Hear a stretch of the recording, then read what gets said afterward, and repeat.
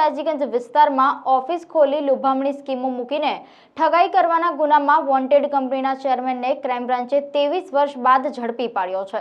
સયાજીગંજના world trade સેન્ટરમાં વર્ષ 2000માં Robbins ઇમ્પેક્સ India limited નામની કંપનીના નામે લોકોને કોલ કરીને લકી નંબર તરીકે પસંદગી થઈ હોવાનું કહી ડેપો પાસેની હોટલમાં બોલાવવામાં આવતા હતા અને મેડિક્લેમ તેમજ જુદી જુદી વસ્તુઓ પર ફાયદાની સ્કીમોમાં ફસાવી રોકડ અને ચેકથી રકમ પડાવી લેવામાં આવી હતી।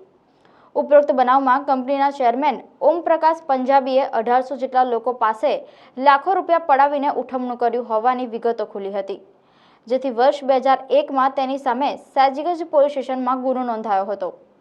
પોલીસના કહ્યા મુજબ ઉપરોક્ત બનાવમાં અમદાવાદ મેમનગર રોડ ખાતે ક્રિષ્ના કોલોનીમાં રહેતા આરોપીને પકડવા માટે વારંવાર પોલીસની ટીમો જતી હતી, પરંતુ તેનો પતો લાગતો ન હતો।